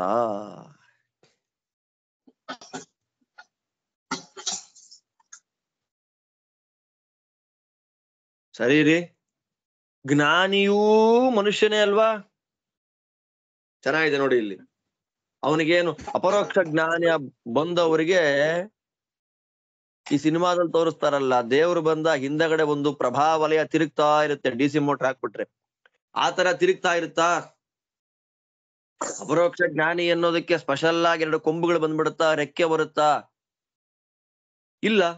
ಅವನು ಪುರುಷ ಸಾಮಾನ್ಯರೇ, ಅಂದ್ರೆ ನಮ್ಮ ನಿಮ್ಮಂತೆ ಕೈ ಕಾಲು ತಲೆ ಮುಖ ಕಣ್ಣೆಲ್ಲ ಇರೋಂಥದ್ದೇ. ಅವ್ರಿಗೂ ಸನ್ಮಾನ ಆದಾಗ ಸುಖ ಆಗೋದೇ ಅಲ್ವಾ ಅವರಿಗೆ? ಅಪಮಾನ ಮಾಡಿದಾಗ ದುಃಖ ಆಗೋದೇ ಇಲ್ವಾ?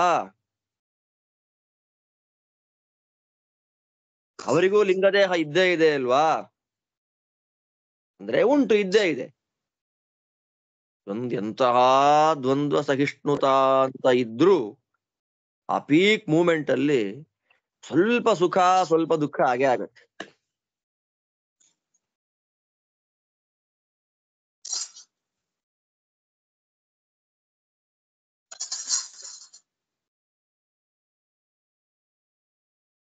ದುಃಖ ಆಗೇ ಆಗತ್ತೆ.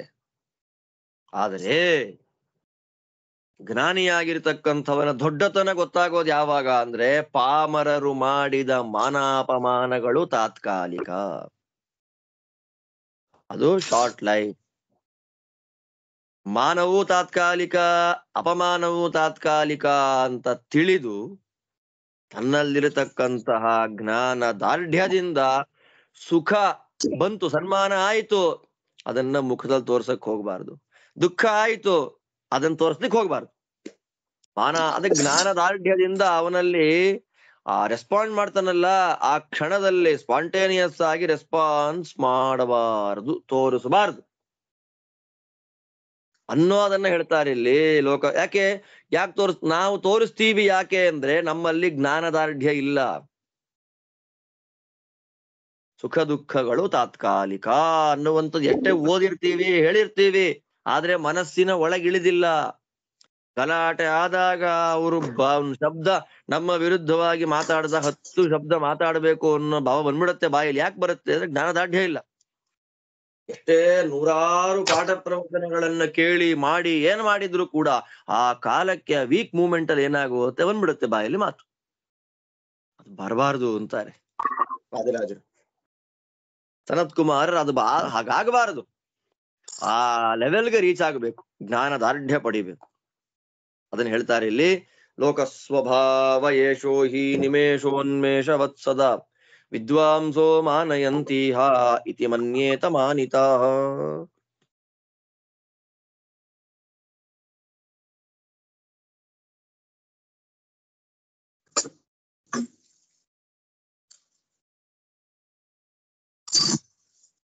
ಸನ್ಮಾನ ಅಸನ್ಮಾನ ಅದೆಲ್ಲ ಲೋಕ ಸ್ವಭಾವ.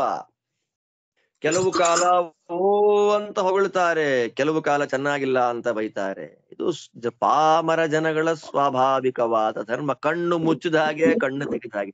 ರೆಪ್ಪೆ ಮುಚ್ಚತ್ತೆ ಒಂದ್ಸಲ, ರೆಪ್ಪೆ ತೆಗೆಯುತ್ತೆ ಒಂದ್ಸಲ. ಈ ಸನ್ಮಾನ ಅಸನ್ಮಾನಾದಿಗಳದೆಲ್ಲ ಹೆಂಗೆ ಅಂತಂದ್ರೆ ಕಣ್ಣು ರೆಪ್ಪೆ ಮುಚ್ಚಿ ತೆಗೆದ ಹಾಗೆ. ತುಂಬಾ ಚೆನ್ನಾಗಿ ಹೇಳಿದ್ರು ನೋಡಿ. ಕಣ್ಣು ರೆಪ್ಪೆ ಮುಚ್ತೀವಿ, ರೆಪ್ಪೆ ಮುಚ್ಚಿದ್ವಿ ಅಂದ ತಕ್ಷಣ ಅವಮಾನ ಆಗೋಯ್ತು ಅಂತ. ರೆಪ್ಪೆ ಮುಚ್ಚಿದ್ಯಾಕೆ? ರೆಪ್ಪೆ ತೆಗಿಲಿಕ್ಕೆ. ರೆಪ್ಪೆ ತೆಗೆದಿದ್ಯಾಕೆ? ಕಣ್ಣಿಂದು ರೆಪ್ಪೆ ಮುಚ್ಚಲಿಕ್ಕೆ. ಮುಗಿತಲ್ಲ. ಕಣ್ಣು ತೆಗೆಯೋದು ಮುಚ್ಚಲಿಕ್ಕೆ, ಹಾಗೆ ಸನ್ಮಾನ ಅಸನ್ಮಾನ, ಅಸನ್ಮಾನ ಸನ್ಮಾನ, ಅವಮಾನ ಸನ್ಮಾನ, ಎಲ್ಲ ಕಣ್ಣು ನಿಮೇಷ ಉನ್ಮೇಷಗಳಂತೆ. ಸುಖಸ್ಯಾನಂತರಂ ದುಃಖಂ, ದುಃಖಸ್ಯಾನಂತರಂ ಸುಖಂ, ಅಷ್ಟೇ.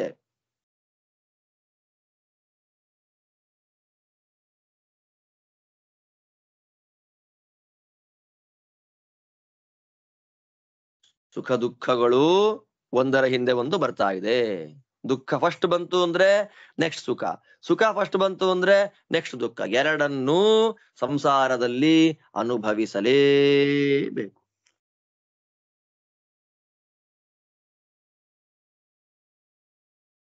ಆದ್ದರಿಂದ ಬೇರೆಯವರು ಮಾಡಿದ ಸನ್ಮಾನ, ಬೇರೆಯವರು ಮಾಡಿದ ಮರ್ಯಾದೆ, ಬೇರೆಯವರು ಮಾಡಿದ ಅವಮಾನ, ಅದೆಲ್ಲವೂ ಕೂಡ ಅನಿತ್ಯ, ಅದೆಲ್ಲವೂ ಅಶಾಶ್ವತ ಅನ್ನುವ ಬುದ್ಧಿ.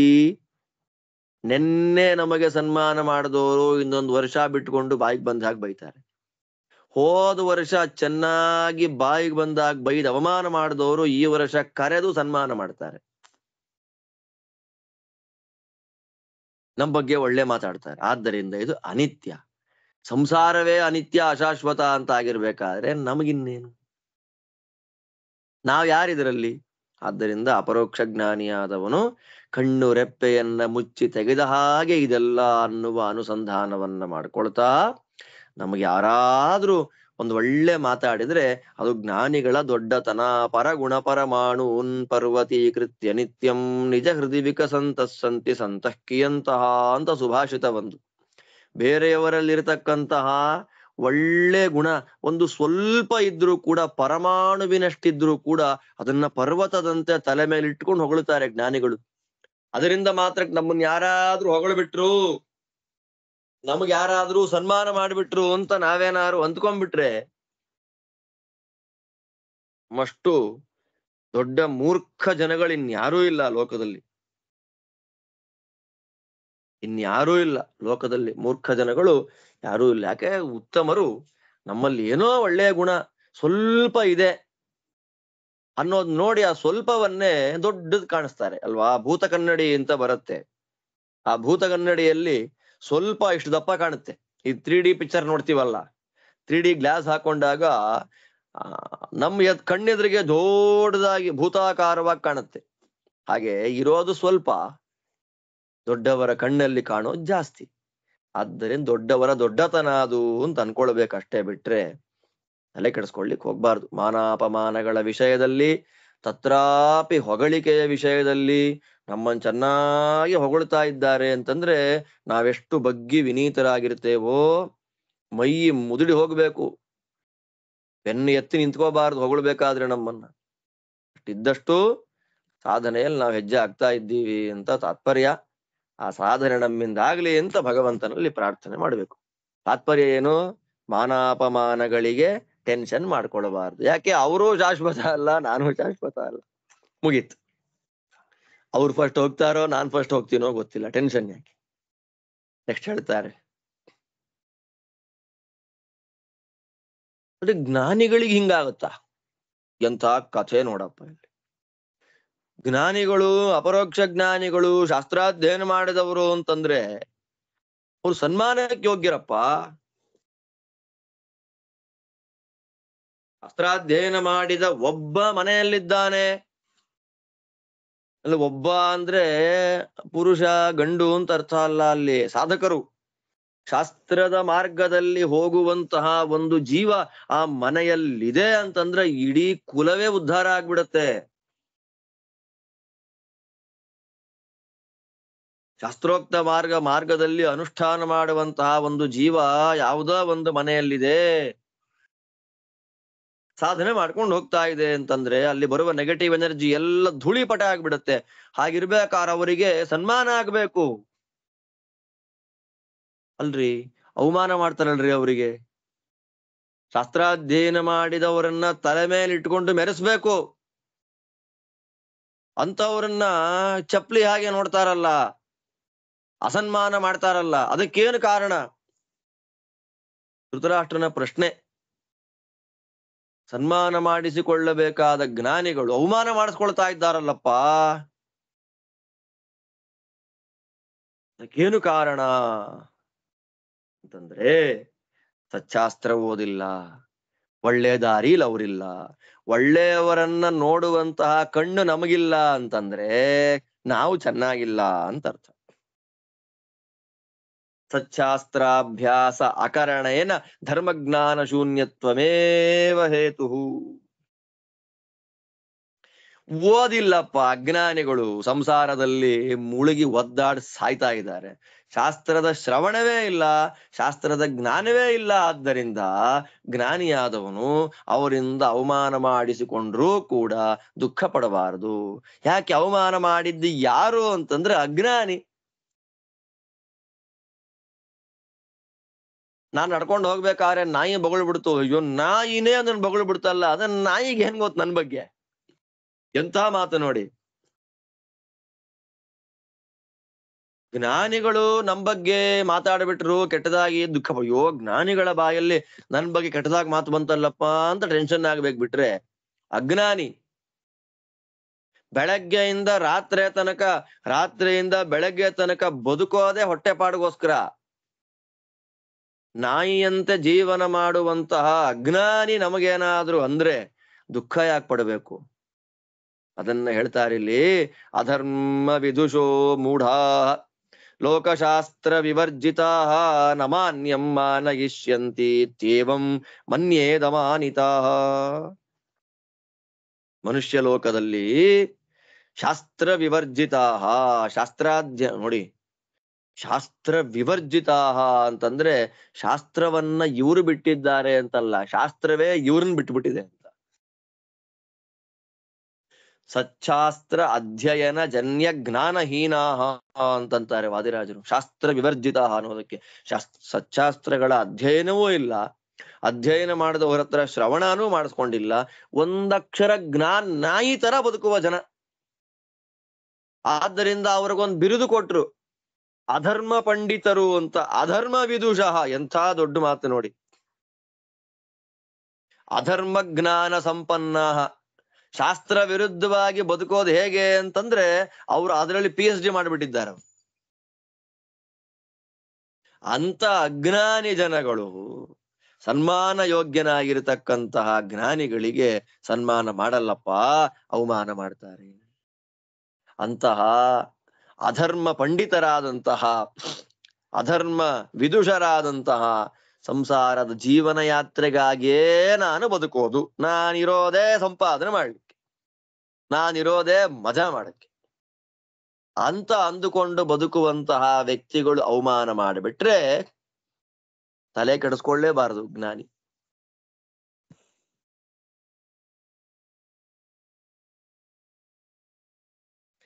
ಉತ್ತಮರಿಗೆ, ಅಧ್ಯಯನ ಮಾಡಿದವರಿಗೆ ಯಾರು ಮರ್ಯಾದೆ ಮಾಡಲ್ಲ, ಅವರ ಲೆಕ್ಕಗಳನ್ನೆಲ್ಲ ಯಮಧರ್ಮರಾಜರು ನೋಡ್ತಾ ಇರ್ತಾರೆ.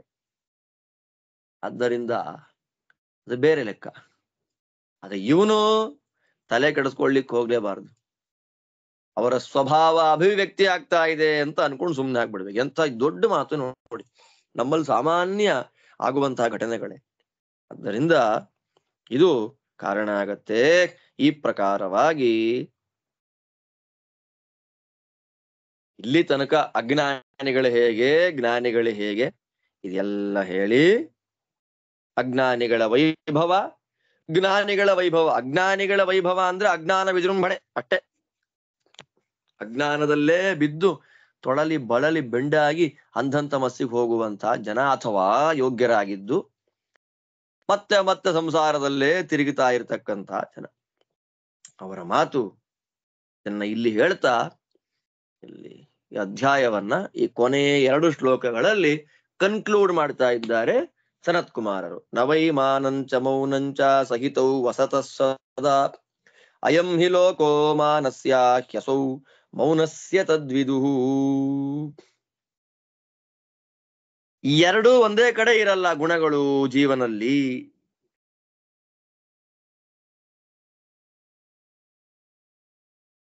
ಸಂಸಾರದ ಅಭಿಮಾನ, ಸಂಸಾರದಲ್ಲಿ ನಿರಭಿಮಾನ. ಎರಡು ಒಂದೇ ಮನಸ್ಸಿನಲ್ಲಿ ಇರ್ಲಿಕ್ಕೆ ಸಾಧ್ಯ ಇಲ್ಲ.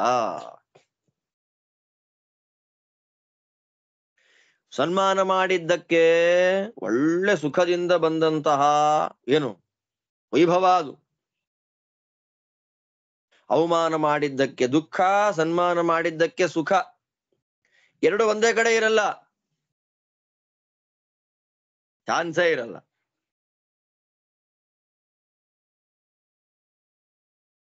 ಆದ್ದರಿಂದ ವಿಕಾರರಹಿತ ವಿಕಾರಯುಕ್ತ.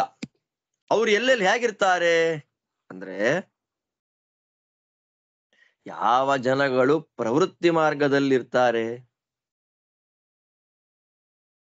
ರೆಕಗ್ನೇಷನ್, ನಾನು ಬದುಕಿರೋದೇ ನನ್ನ 4 ಜನ ಗುರುತಿಸ್ಬೇಕ್ರಿ.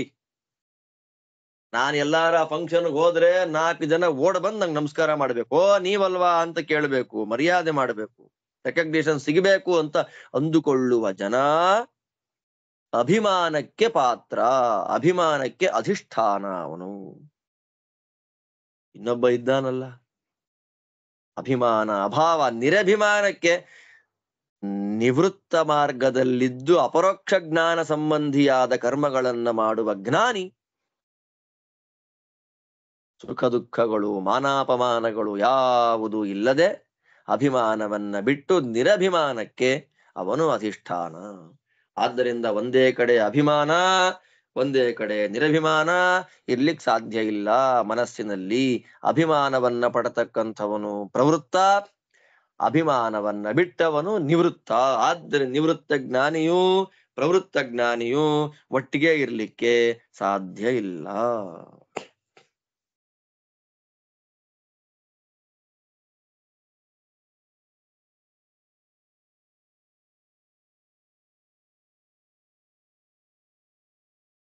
ಆದ್ದರಿಂದ ವಿಷಯ ವೈರಾಗ್ಯವನ್ನ ಪಡೆಯುವಂಥದ್ದು ಸಾಮಾನ್ಯ ಅಲ್ಲ. ಅತಿ ಪ್ರಯತ್ನ ಸಾಧ್ಯ ವಿಷಯ ವಿರಕ್ತಿ ವಿಶಿಷ್ಟ ನಿರಭಿಮಾನ ಪೂರ್ವಕ ಭಗವದರ್ಪಣ ಅನುಸಂಧಾನದಿಂದ ಕೂಡಬೇಕು. ಶಬ್ದ ತುಂಬಾ ದೊಡ್ಡದಾಗಿ ಹೋಯ್ತು. ವಿಷಯ ವೈರಾಗ್ಯ ಅತಿ ಪ್ರಯತ್ನ ಸಾಧ್ಯ, ಮಹಾಪ್ರಯತ್ನದಿಂದ ವಿಷಯ ವೈರಾಗ್ಯವನ್ನ ಪಡಿಬೇಕು. ಆ ವಿಷಯ ವೈರಾಗ್ಯ ಬಂದಾಗ ಎಷ್ಟೋ ಜನ್ಮಗಳಲ್ಲಿ ಅಭಿಮಾನ ಹೋಗುತ್ತೆ. ಆಗ ಕೇವಲ ಭಗವಂತನ ಪ್ರೀತಿಗಾಗಿ ಕರ್ಮಾನುಷ್ಠಾನ ಆಗತ್ತೆ. ಸನ್ಯಾಸಿ, ಗೃಹಸ್ಥ, ವಾನಪ್ರಸ್ಥ ಎಲ್ಲ ಬ್ರಹ್ಮ ಎಲ್ಲ ಅದಕ್ಕೋಸ್ಕರವಾಗಿ ಸ್ವರೂಪ ಸುಖದ ಅಭಿವ್ಯಕ್ತಿಗಾಗಿ ನಾವೆಲ್ಲ ಕರ್ಮಗಳನ್ನ ಮಾಡೋದು. ಅಂದ್ರೆ ಅದಕ್ಕೆ ಹೇಳ್ತಾರೆ, ಅಲ್ರಿ ಸುಖ ಬರ್ಬೇಕಲ್ಬೇಡ್ರಿ ನಿಮ್ಗೆ, ಸ್ವರ್ಗಾದಿ ಸುಖಕ್ಕಾಗಿ ಅಭಿಮಾನ ಇಟ್ರೆ ಸಾಕು. ನೀವು ವೈರಾಗ್ಯ ಮಹಾಪ್ರಯತ್ನ ಅಂತೆಲ್ಲ ಕೂತ್ರೆ ಅಲ್ಪ ಕರ್ಮಗಳನ್ನ ಅಲ್ಪಾಯಾಸದಿಂದಲೇ ಪ್ರವೃತ್ತ ಕರ್ಮಗಳನ್ನ ಮಾಡೋದರಿಂದಲೇ ಸ್ವರ್ಗಾದಿ ಸುಖ ಬಂದ್ಬಿಡುತ್ತಲ್ಲಪ್ಪ.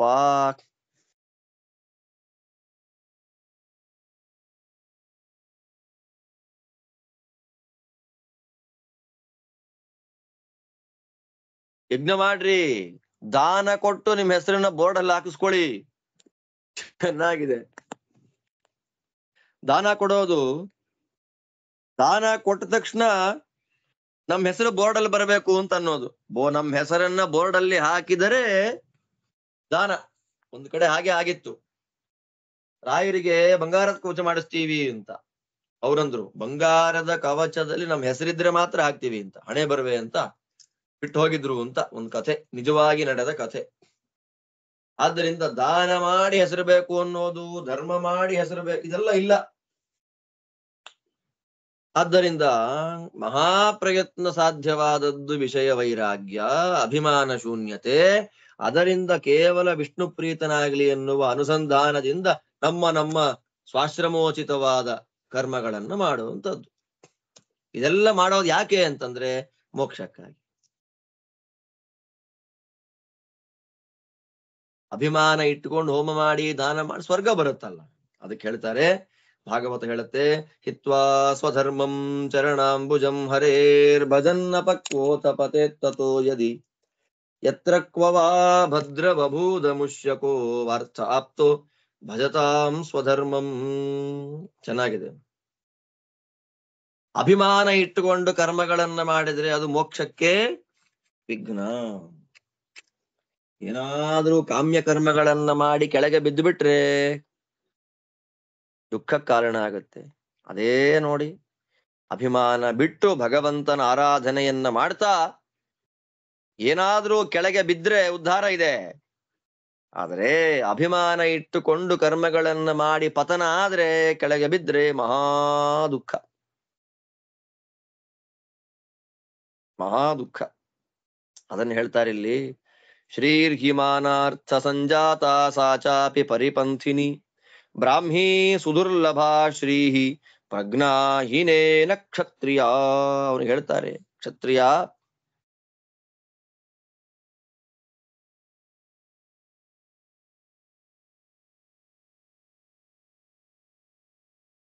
ಸ್ವರ್ಗಾದಿ ಸಂಪತ್ತುಗಳು ಏನು ವಿಷಯ ಆಸಕ್ತಿ ಇಟ್ಟುಕೊಂಡು ವಿಷಯದ ಮೇಲೆ ಕಾಮನೆಯಿಂದ ನೀವೇನ್ ಕೆಲಸ ಮಾಡಿದ್ರಿ, ಅದರಿಂದ ಬರತಕ್ಕ ಎಲ್ಲ ಸಂಪತ್ತುಗಳು ಅನಿತ್ಯವಾದ್ದರಿಂದ, ದೋಷ ದುಷ್ಟವಾದ್ದರಿಂದ ಅದು ಮೋಕ್ಷಕ್ಕೆ ವಿರೋಧ. ನಮ್ಮ ಟಾರ್ಗೆಟ್ ಯಾವತ್ತೂ ದೊಡ್ಡದಾಗಿರ್ಬೇಕು, ಅನಿತ್ಯವಾದದ್ದಕ್ಕೋ ನಿತ್ಯಕ್ಕೋ. ನಿತ್ಯಕ್ಕಿರ್ಬೇಕು ನಮ್ ಟಾರ್ಗೆಟ್. ಒಂದು ಸಲ ದುಃಖ ಹೋಯ್ತು ಅಂತಂದ್ರೆ ಅನಂತ ಕಾಲದ ತನಕ ದುಃಖ ಬರ್ಲೇಬಾರದು, ಕೇವಲ ಸುಖ ಇರಬೇಕು, ಆ ಮೋಕ್ಷ ಸುಖ. ಪುಣ್ಯ ಇರೋ ತನಕ ಸುಖ, ಪುಣ್ಯ ಹೋದ್ಮೇಲೆ ದುಃಖ.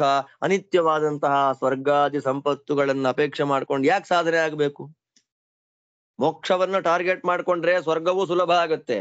ಅದನ್ನ ಹೇಳ್ತಿರೋದಷ್ಟೇ ಇಲ್ಲಿ. ಆದ್ದರಿಂದ ಬ್ರಹ್ಮಜ್ಞಾನದಿಂದ ಪ್ರಾಪ್ತವಾದಂತಹ ಮೋಕ್ಷ ಎನ್ನುವಂತಹ ಸಂಪತ್ತೇನಿದೆ, ಅದು ವಿಷ್ಣು ಸರ್ವೋತ್ತಮತ್ವ ಜ್ಞಾನ ಇಲ್ಲದೆ ಇರತಕ್ಕಂತ ಅಜ್ಞಾನಿಗೆ ಸಿಗೋದಿಲ್ಲ. ಅದು ನಿತ್ಯ ಸುಖ. ಅನಿತ್ಯದ ಮೇಲೆ ಆಸೆ ಇಟ್ಟುಕೊಂಡವನಿಗೆ ನಿತ್ಯ ಸಿಗೋದಿಲ್ಲ. ನಿತ್ಯದ ಟಾರ್ಗೆಟ್ ಇಟ್ಟುಕೊಂಡು ಅನಿತ್ಯವನ್ನ ಪಡೆದರೂ ಅದರ ಮೇಲೆ ಅಭಿಮಾನ ಇಲ್ಲ, ಅಷ್ಟೇ ವ್ಯತ್ಯಾಸ. ಆದ್ದರಿಂದ ಸ್ವರ್ಗಾದಿ ಸಂಪತ್ತುಗಳು ಮೋಕ್ಷ ವಿರೋಧಿ, ಆದ್ದರಿಂದ ಅದರ ಮೇಲೆ ತಲೆ ಕೆಡಿಸ್ಕೊಂಡು ಸಾಧನೆಯನ್ನ ಮಾಡಬಾರದು. ನಮ್ಮ ಸಾಧನೆ ಭಗವದರ್ಪಣ ಬುದ್ಧಿಯಿಂದ ಭಗವತ್ ಪ್ರೀತ್ಯರ್ಥವಾಗಿ ಆಗಲಿ ಅನ್ನುವ ಅನುಸಂಧಾನ ಇಟ್ಟುಕೊಂಡಾದ್ರೆ ಸಾರ್ಥಕ. ಅದನ್ನೇ ಹೇಳ್ತಾರೆ ಇಲ್ಲಿ, ದ್ವಾರಾಣಿ ತಸ್ಯಾಃ ಪ್ರವದಂತಿ ಸಂತು ಬಹು ಪ್ರಕಾರಾಣಿ ದುರಾಚರಾಣಿ ಸತ್ಯಾರ್ಜವೇ ಹ್ರೀಹಿ ದಮಶೌಚ ವಿದ್ಯಾ ಷಣ್ಮಾನಮೋಹ ಪ್ರತಿಬಂಧಕಾನಿ. ಇಲ್ಲಿ ತನಕ ಸನತ್ ಕುಮಾರರು ಚೆನ್ನಾಗಿ ಹೇಳಿದ್ರು.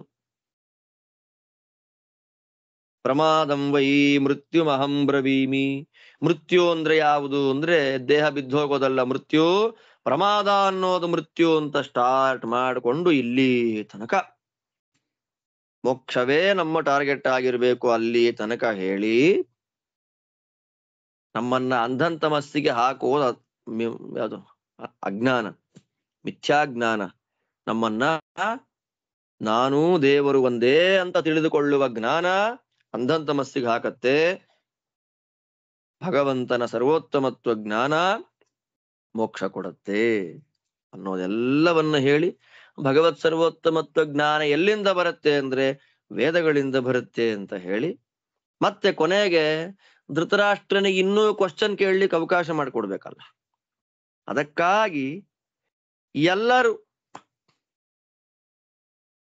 ಮಾನಮೋಹಗಳನ್ನ ಕಳ್ಕೊಳ್ಳಿಕ್ಕೆ ಪ್ರಯತ್ನ ಮಾಡಬೇಕು. ಬ್ರಾಹ್ಮಣ, ಕ್ಷತ್ರಿಯ, ವೈಶ್ಯ, ಶೂದ್ರ, ಸ್ತ್ರೀಯರು, ಪುರುಷರು, ಮಕ್ಕಳು ಎಲ್ಲರೂ ಮಾನವನ್ನ ಕಳ್ಕೊಳ್ಬೇಕು, ಮೋಹವನ್ನ. ಅಜ್ಞಾನ, ಮಿಥ್ಯಾಜ್ಞಾನ, ಮಾನ, ಅಜ್ಞಾನ, ಮೋಹ. ಮಾನಮೋಹ ಅಂದ್ರೆ ಮಿಥ್ಯಾಜ್ಞಾನ ಮತ್ತು ಅಜ್ಞಾನ ಅಂತ ಅರ್ಥ. ಅದನ್ನ ಕಳ್ಕೊಳ್ಳಿಕ್ಕೆ ಎಲ್ಲರೂ ಪ್ರಯತ್ನ ಮಾಡಬೇಕು. ಅದನ್ನ ಕಳ್ಕೊಳ್ಳೋದು ಹೆಂಗೆ ಅಂದ್ರೆ ಈ 6 ಗುಣಗಳು ನಮ್ಮಲ್ಲಿದ್ದು ಬಿಟ್ರೆ ಮಾನಮೋಹಗಳು ನಮ್ಮಿಂದ ದೂರ ಆಗತ್ತೆ. ಯಾವುದದು? ಸಂತಹ ಜ್ಞಾನಿಗಳು ಹೇಳ್ತಾರೆ ಏನಂತ, ಮಾನಮೋಹ ಪ್ರತಿಬಂಧನಾನಿ. ಅಜ್ಞಾನ, ಮಿಥ್ಯಾಜ್ಞಾನ ಅದೆರಡನ್ನೂ ದೂರ ಮಾಡುವಂತಹ ಸಾಧನೆಗಳನ್ನ ಹೇಳ್ತಾರೆ. 6 ಸಾಧನೆಗಳು. ಸತ್ಯ ಮೊದಲನೇದು ಯಾವುದು? ಸತ್ಯ, ಯಥಾರ್ಥವಾಗಿ ಮಾತಾಡೋದು. ಶಾಸ್ತ್ರೋಕ್ತವಾಗಿ ಮಾತಾಡೋದು ಸತ್ಯ, ಮತ್ತೆ ಆರ್ಜವ, ಟ್ರಾನ್ಸ್ಪರೆನ್ಸಿ, ಸ್ಟ್ರೈಟ್ ಫಾರ್ವರ್ಡ್, ಒಳ್ಳೆ ಮಾರ್ಗದಲ್ಲಿ ಇರುವಂಥದ್ದು. ಕ್ರೀ, ತಪ್ಪು ಮಾಡ್ಲಿಕ್ಕೆ ನಾಚಿಕೆ, ಶಾಸ್ತ್ರ ವಿರುದ್ಧವಾದ ಕೆಟ್ಟ ಕೆಲಸವನ್ನ ಮಾಡ್ಲಿಕ್ಕೆ ನಾಚಿಕೆ. ಅದಾದ್ಮೇಲೆ ದಮ, ದಮ ಅಂದ್ರೆ ಗೊತ್ತು, ಇಂದ್ರಿಯ ನಿಗ್ರಹ. ಆಮೇಲೆ ಶೌಚ, ಶಾಸ್ತ್ರೋಕ್ತವಾದ ಸದಾಚಾರವನ್ನ ಮಾಡುವಂಥದ್ದು ಆದಷ್ಟು. ಆಮೇಲೆ ವಿದ್ಯಾಹ, ಶಾಸ್ತ್ರ ವಿದ್ಯೆಯನ್ನ ಸಂಪಾದನೆ ಮಾಡುವಂಥದ್ದು. ಯಥಾರ್ಥವಾದ ಮಾತು, ಟ್ರಾನ್ಸ್ಪರೆನ್ಸಿ, ತಪ್ಪು ಕೆಲಸವನ್ನ ಮಾಡ್ಲಿಕ್ಕೆ ನಾಚಿಕೆ, ಇಂದ್ರಿಯ ನಿಗ್ರಹ, ಆಚಾರದಲ್ಲಿ ನಿತ್ಯತಾ, ಆಮೇಲೆ ಶಾಸ್ತ್ರಗಳ ಅಧ್ಯಯನ. ಇದು ಯಾರು ಬೇಕಾದ್ರೂ ಮಾಡಬಹುದು, ಸ್ತ್ರೀ ಪುರುಷ ಭೇದ ಇಲ್ಲ, ಎಲ್ಲರೂ ಅನುಷ್ಠಾನ ಮಾಡಬೇಕಾದಂತಹ ಈ 6 ನಾವು ಇಟ್ಟುಕೊಂಡ್ಬಿಟ್ರೆ ಸಂಸಾರದಲ್ಲಿ ಮತ್ತೆ ಮತ್ತೆ ನಮ್ಮನ್ನ ಬಿಸಾಕುವಂತಹ ಮಾನಮೋಹಗಳು ನಮ್ಮ ಹತ್ರ ಬರೋದಿಲ್ಲ ಅಂತ ಹೇಳಿ ಸನತ್ ಸುಜಾತರು ಪರಮಾದ್ಭುತವಾದ ರೀತಿಯಲ್ಲಿ ವಿದುರನ ಸಮ್ಮುಖದಲ್ಲಿ ಧೃತರಾಷ್ಟ್ರನಿಗೆ ಉಪದೇಶ ಮಾಡ್ತಾ ಆ ಸನತ್ ಸುಜಾತೀಯ ಅನ್ನುವಂತಹ ದಿವ್ಯ ತತ್ವಾರ್ಥ ಗರ್ಭಿತವಾದ ಭಾಗದಲ್ಲಿ 2ನೇ ಅಧ್ಯಾಯವನ್ನ ಮುಗಿಸ್ತಾ ಇದ್ದಾರೆ. ಇತಿ ಶ್ರೀಮನ್ ಮಹಾಭಾರತೆ ಶತಸಹಸ್ರಿಕಾಯಾಂ ಸಂಹಿತಾಯಾಂ ವೈಯಾಸಿಕ್ಯಾಂ ಉದ್ಯೋಗ ಪರ್ವಣಿ 43 ಸನತ್ ಸುಜಾತ ಪರ್ವಣಿ 2ಧ್ಯಾಯ. ಇಲ್ಲಿಗೆ ಶ್ರೀಮದ್ ವೇದವ್ಯಾಸ ವಿರಚಿತ ಲಕ್ಷ ಶ್ಲೋಕಾತ್ಮಕ ಶ್ರೀಮನ್ ಮಹಾಭಾರತ ಸಂಹಿತಾದಲ್ಲಿ ಉದ್ಯೋಗ ಪರ್ವದಲ್ಲಿ 43ನೇ ಅಧ್ಯಾಯ, ಸನತ್ ಸುಜಾತ ಪರ್ವದಲ್ಲಿ 2ನೇ ಅಧ್ಯಾಯ ಮುಗಿತದೆ. ಜೊತೆಯಲ್ಲೇ ಶ್ರೀಮದ್ ವಾದಿರಾಜ ಗುರು ಸಾರ್ವಭೌಮರು ರಚನೆ ಮಾಡಿದ ಸನತ್ ಸುಜಾತೀಯ ದುರ್ಬೋಧ ವಾಕ್ಯಾರ್ಥ ದೀಪಿಕಾದಲ್ಲೂ ಕೂಡ 2ನೇ ಅಧ್ಯಾಯ ಮುಗಿತಾ ಇದೆ. ಇಲ್ಲಿಂದ ಇನ್ನು ಮುಂದಕ್ಕೆ ತುಂಬಾ ಸುಂದರವಾದ 3ನೇ ಅಧ್ಯಾಯ, ತುಂಬಾ ಚೆನ್ನಾಗಿದೆ. ಆ ಎಲ್ಲ ಭಾಗವನ್ನು ಕೂಡ ಮತ್ತೆ ನಾಳೆ ಅನುಸಂಧಾನ ಮಾಡೋಣ ಅಂತ ಹೇಳ್ತಾ ಇವತ್ತಿನ ಪಾಠ ಇಲ್ಲಿ ಮುಗಿಸ್ತಾ ಇದ್ದೇನೆ. ಎಲ್ಲರಿಗೂ ಭಗವಂತ ಒಳ್ಳೇದು ಮಾಡ್ಲಿ. ಮತ್ತೆ ನಾಳೆ ನೋಡೋಣ. ಶ್ರೀಕೃಷ್ಣಾರ್ಪಣಮಸ್ತು.